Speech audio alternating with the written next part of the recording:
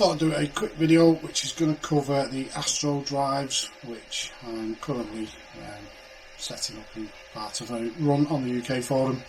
There's a number of people who are taking delivery of these soon, so I'll go through a little bit, which is the setup and some of the maintenance part of it.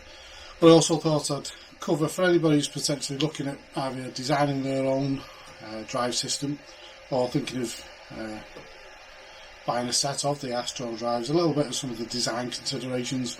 Now, some of the hardware that's involved in the likes of the scavenger drives or the warp cell drives and mic centers, it's all great if you've got access to the parts, which are predominantly available in the States.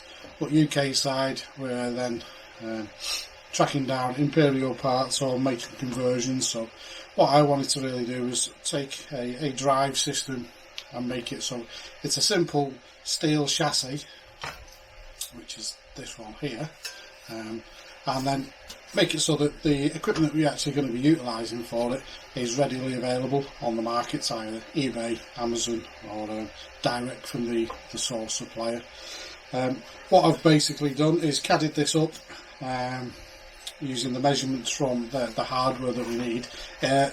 The overall design and structure of it doesn't look significantly different than some of the files which are available on Astromechs.net.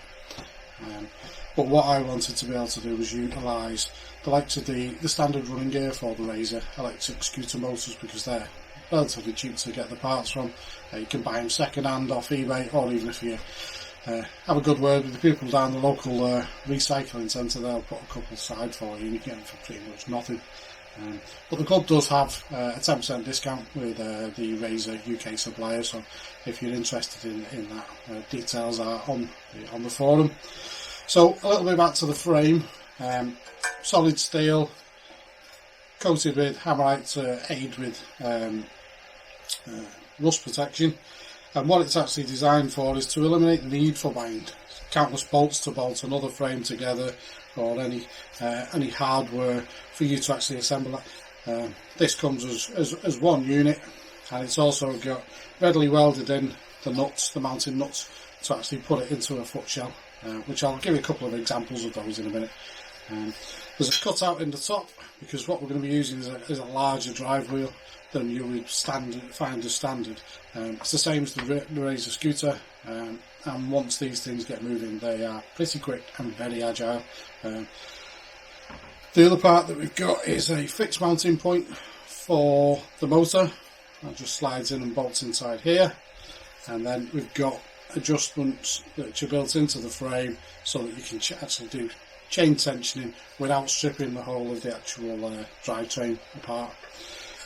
So what I'll actually go through is one of the assembled ones. We'll go through a couple of the design features which are in there, and I'll mention some of the parts that we really need to consider when you take delivery of a set of them, or if you've been out doing an event. It's worth cross-checking some of these parts to make sure that they've not come loose, or whether there's some the first few times out the chain is probably going to relax a little bit, and you're going to need to do some tightening of that chain. It's a very simple process, very limited number of tools needed. So I'll cut it, I'll zoom in on a couple of drives, and we'll go through some of the considerations with why they're set up as they are, and then we'll go into the servicing and the maintenance of them.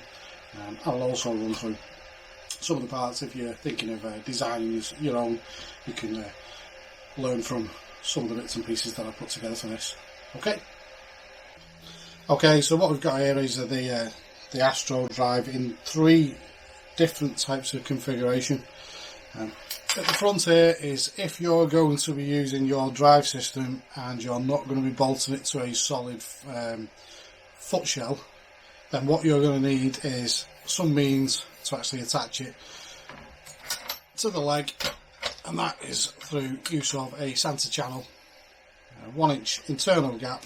Your leg fits inside there, and then as you can see, the ready tapped points are inside. Now they are offset, I'll come to that in a minute as to why they're set up as they are, but that would get you up and running, a bolt through your ankle and through there, and then the consideration then is for what you're going to do with regards to your foot shell. Typically, if you're going to 3D print it, then you'll have it so it sits on top of this channel. This channel isn't included in the standard files for a 3D printed foot shell. So your foot shell will just sit on the top of here, and you'll just have to make sure you accommodate for where the motor sits on the inside of the frame. If you've already got your sensor ankles in whatever configuration, because of the weight of these, they do need to be metal, or a very well constructed styrene ankle. I don't think a 3D print would hold the weight of these. There is quite a bit of weight to them. So I'll put this to one side and we'll have a look at what the drive sat within a foot shell actually looks like.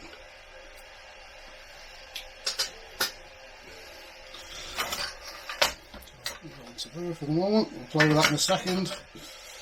So this is how we've got the drive that's actually sat within the foot shell, and as you can see, this larger rolling radius, it doesn't translate to a significant amount more height clearance from the ground to the foot shell, but it does allow us to use the off-the-shelf hardware.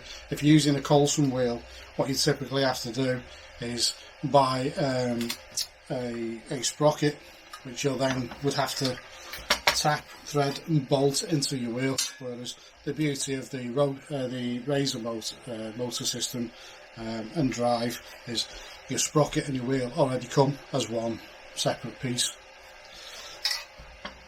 Motor fits straight through and sits squarely up about the inside, so if you've bought a set of the drives and you're trying to fit them to your foot shell, the expectation is that this drive plate is going to sit flush up against the inside here, and your motor is going to sit right away, quite way back. You've got on the rear is a caster. This is basically an anti-wheelie caster. It's not intended to be a drive wheel, so if you got this on a level surface and you're measuring it up against the actual drive wheel, there is a small amount of clearance on that actual wheel, so that it should normally be just sat on that, and this is really only for the times where maybe your droid's kicked up, and instead of it catching on the back there, it'll sit on that wheel. There is some adjustment in that. If you're finding it sat a little bit too low, you can adjust it up a bit. Now when it comes to the drive, we'll actually have a look at how that actually assembles just on the Astrodrive itself. But the beauty of the way that these actually come together and bolt into the steel foot shells is to take your drive system and your foot shell off. The only thing you're literally doing is taking the ankle bolt out. Take the ankle bolt out, disconnect your cable, and the whole thing lifts off. And then you can work on it on the bench, no problem whatsoever. But also, one of the design considerations for the Astrodrives is there shouldn't be a need for them to be removed from the actual foot shell to work on them. For the purposes of this tutorial, I'll work on one which is outside, but all access to your axle to allow you to do any adjustments on there. There's a couple of shaft locks on the either inside there which you need access to. You've got access to the side of your motor, and again likewise, if you did need to work on the actual caster, you've got access at the back there. So I'll do a quick rundown of some of the parts and the hardware, and then we'll look at how we set up the drivetrain. What I'll try and do is get really close in as best as I can with this.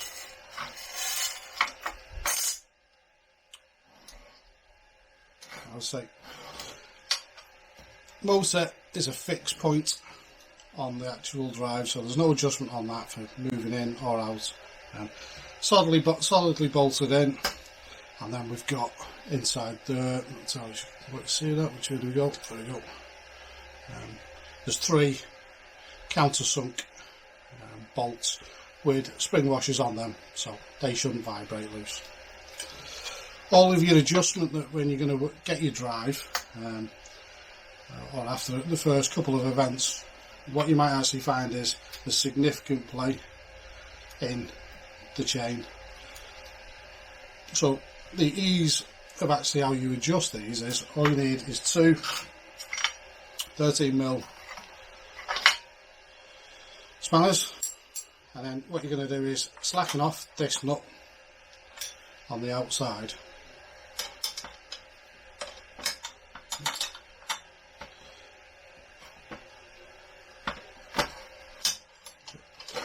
And that frees up this so that you can get some adjustment on it. So what you want to do is push this side all the way back, because it only locks in on the one side. We're not talking heavyweight industrial drivetrains here. Once this is locked in place, there isn't any play in that axle. This will pull up against there to hold it in place, and then these two nuts just lock that in place. So we've slackened that off. For the purpose of this, I'll slacken it right off, and that's where you can bring it all the way back way in, and we've got loads of play.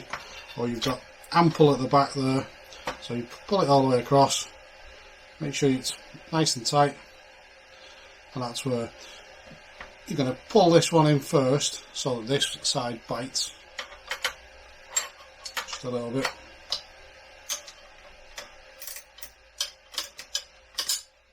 Okay. So let's tighten that up, and it's just starting to catch on the side of that there.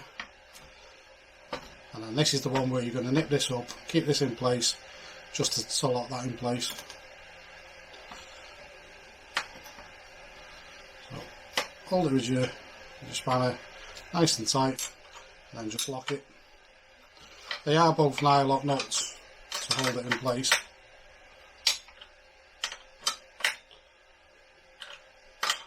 I say you shouldn't need to slacken it off, tighten it up that much, because that's how I've just slackened it off so you can see what we're doing. And you don't want it 100% totally tight. It's just think what you would have on a bike chain. So 1/4 inch either way, maybe. That's probably still a little bit too much slack in that, to be honest. The only thing you'll notice is as it's running, you'll hear a little bit of chain slap if it's too slack, or if it's really too slack. I've got the potential for it to run off. Not sure I can get it to do that. No. So it is tight enough. Now the consideration that we've actually got with this now is that this wheel, you want it to sit within this channel so it's not catching on the actual drive wheel. So if we can see, show that there is a very close tolerance on it. So that little gap you got there. So you don't want it catching on the frame, but you also want it to be perfectly aligned with the sprocket on your motor and your main gear that's on the actual drive wheel. So what's actually built into this is either side of the drive wheel there's a shaft washer. It's an M8 shaft with a 100mm bolt, part threaded, so that it's not actually running on a threaded section. And all you're going to do is slacken, or in your case once you get it, find where the bolts are.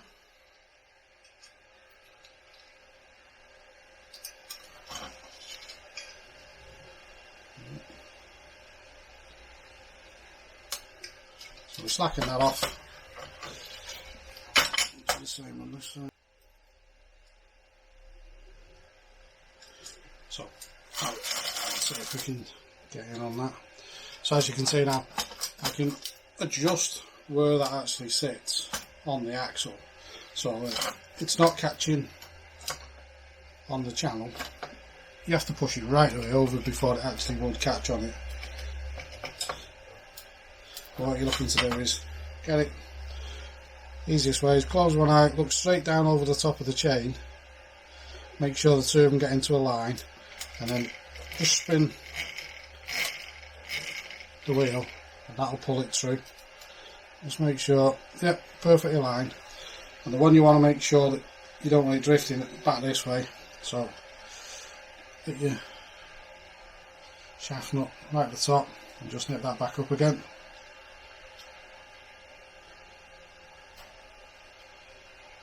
Okay.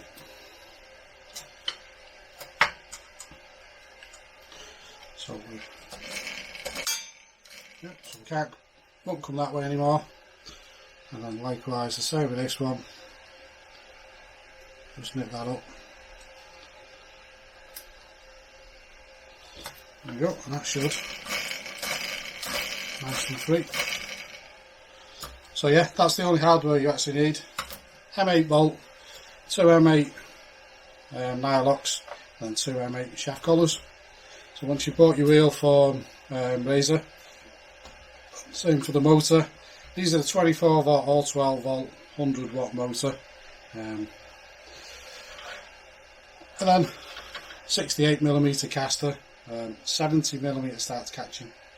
There's not a lot of difference, but I find the 68 is what this is designed for. So the only thing that you really need to do, a little blob of oil on there, chain lubricant, same as what you use on a normal bike chain. You don't want tons of it spraying all over the place. And then at the top, you've just got 2 mounting holes. Just take an M6 nut just into the top of there. So as long as you've got a substantial channel for that to bolt to, you're off and you're away. You see, you can order the Astrodrives with a channel if you haven't got them, or we are selling them as part of the run, or for the foot shells.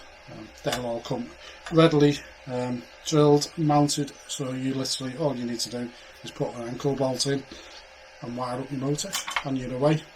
Now if you're taking a set of these and you're going to be fitting them to a set of foot shells, you've got 2 options. You can either take a template of the top of this and offer that up into your foot shell, or what I would really advise is take the wheel out and the motor out, so that you can get this cut out here so that it aligns perfectly on the top of where you've got the foot shell. Because if you look inside the foot shell, because the way we've got the drive wheel is actually sat here with the channel right up close against that side there, and then on this side we've got the motor as far over as we possibly can. If we put that nut straight away over the top of here, it fouls on the top of where the motor actually sits. So that's why the 2 of them are slightly offset. So if you've already got your foot shells, what I would advise is either take a template and use the template inside there, or unbolt just a 13mm bolt to take that axle out, and the nut for the that's above the motor, it is accessible from the inside of it if you wanted to just measure from that part, but I would drop this out. It's only 3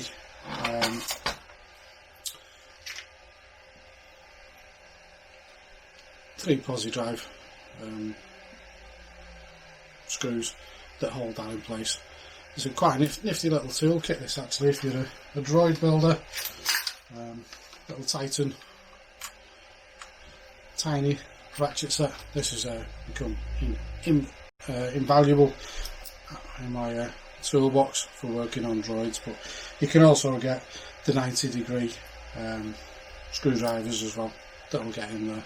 But if you're going to retrofit those to a steel foot shell, because the tolerance either side of there is so tight, I mean, there's nothing to stop you having a slot, so you've got some play in, and once you've actually locked it in place, you'll be away on that.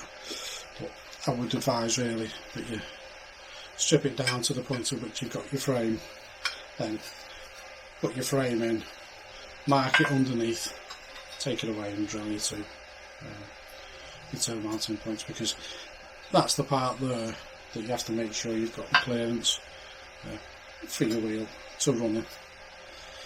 But as with anything that we're supplying as part of a club run, any issues or questions, by all means get in touch, either via messenger, email, and I'll help you out as best as I can. So I hope that goes a little bit to explain the drive system, where it came about, why it's got such a chunky wheel, and how it works with either the steel foot shells or the aluminium foot shells, or with a steel or aluminium centre channel, or a really robust styrene one. But for the purposes of the amount of weight that we've actually talking in one of these drives, you really want that bolted quite securely to a piece of metal hardware, really. Okay, any questions, get in touch. Enjoy.